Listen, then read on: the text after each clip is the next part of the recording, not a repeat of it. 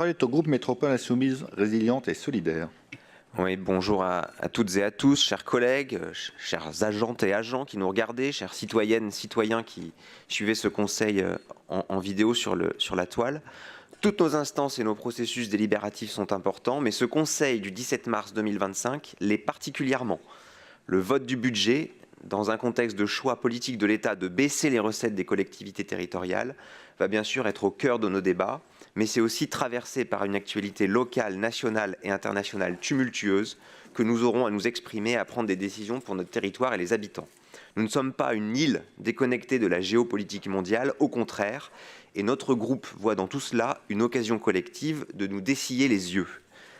Un mouvement de grève de nos agents est au premier plan ce matin, et nous sommes favorables à la grève des agents, nous les saluons, nous saluons qu'ils et elles se mettent en mouvement pour de meilleures conditions de travail. Et compte tenu du projet politique de la droite libérale, représenté en France par Macron, d'affaiblir les services publics pour accroître les possibilités de marchandisation, tout mouvement de protestation est un point d'appui.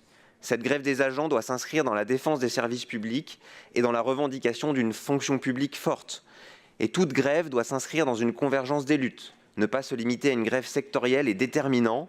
Les pompiers professionnels sortent de 5 mois de grève, ils ont besoin de soutien. Les services d'urgence de l'hôpital privé Jean Mermoz sortent d'1 mois de grève, également eux aussi méritent d'être soutenus. Ce sont les mêmes causes nationales d'austérité budgétaire qui causent les mêmes effets ici et là. C'est politiquement et syndicalement important de le voir et de le démontrer. Aussi, nous souhaitons nous assurer que le mouvement des agents ne vienne pas s'adosser à la ligne éditoriale de Lyon People qui pense que l'écologie est une régression. Ce serait une grave erreur tactique pour le mouvement social. Nous pensons que toutes les grèves doivent s'inscrire dans un processus révolutionnaire de grève générale et l'alerte de nos agents ce matin doit s'inscrire dans un processus de compréhension globale des causes de la maltraitance de nos conditions de travail. Alors ça va nous conduire à avoir un débat un peu baroque sur le budget. La droite va s'opposer à l'accomplissement du budget Sarkozy, ne pas remplacer une partie des départs à la retraite. Ça va être intéressant à observer. Les larmes de crocodile de notre opposition qui soutient le monde libéral et la fin de la souveraineté fiscale des collectivités est une hypocrisie crasse. Alors localement, nous avons pu observer la semaine dernière une préfète recadrée par son ministre du Logement pour avoir pris des initiatives visant à trier les pauvres. Cela rappelle de mauvais souvenirs. Que l'expérimentation de trier dans les populations prises en charge par l'hébergement d'urgence ait été suspendue est heureux, mais que sa mise en œuvre ait été envisagée est inquiétant. C'est le raidissement autoritaire et réactionnaire observé partout en Europe, et la France dévale cette pente à travers ses médias dominants, jusqu'à opérer la censure, par l'éviction, dont Jean-Michel Apathy, par exemple, vient de faire les frais, mais c'était aussi le cas de Guillaume Meurice et plus récemment Merwan Benlazar. Jusqu'où irons-nous ?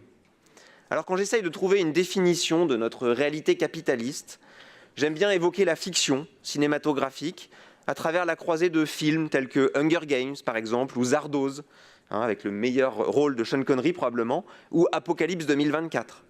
Tous ces films narrent la capacité d'une classe de riches dominants à s'isoler et à soumettre la masse des peuples à travailler pour leur confort décadent.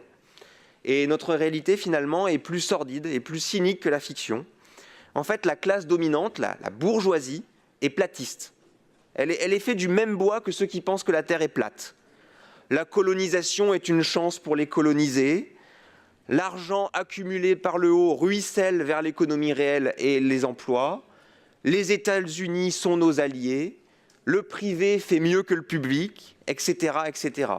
Et d'ailleurs, sur ce dernier point, on voit bien que ce soit pour les EHPAD, pour les crèches ou pour l'école, que le privé fait effectivement mieux dans l'omerta, dans les violences et dans le déni des droits fondamentaux des êtres humains. Une lecture de la situation politique internationale et la volonté des États-Unis de garder l'hégémonie mondiale sur la monnaie et qu'ils sont dans un affrontement direct avec la Chine sur le sujet. Et ils ont besoin d'acheter la neutralité de la Russie dans cette bataille, peu importe si l'Europe et l'Ukraine en font les frais.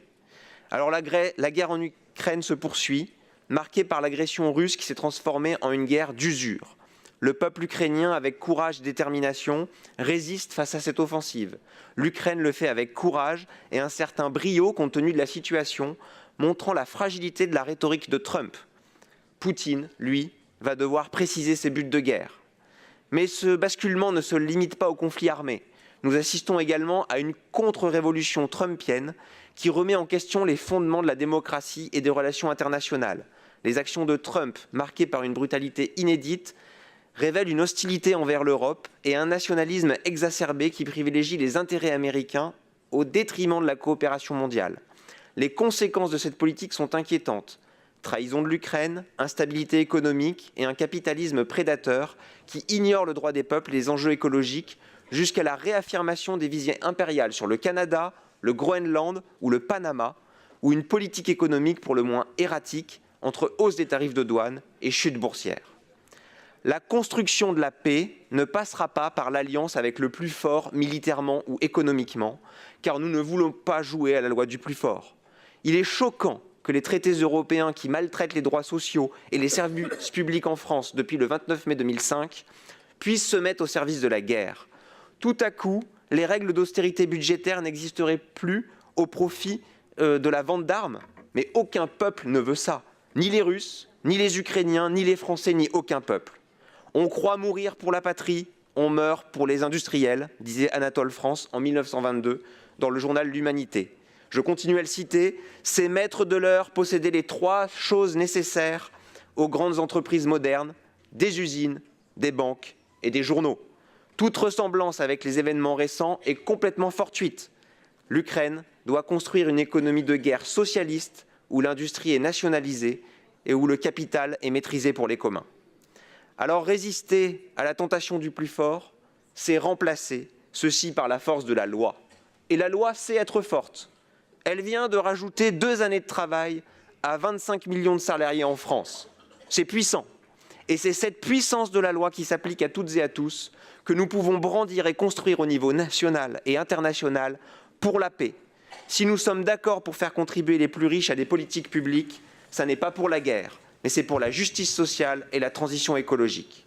Préparer la paix, c'est préparer nos territoires à la violence du changement climatique, entre sécheresse et inondations, entre pénurie et déplacement de population.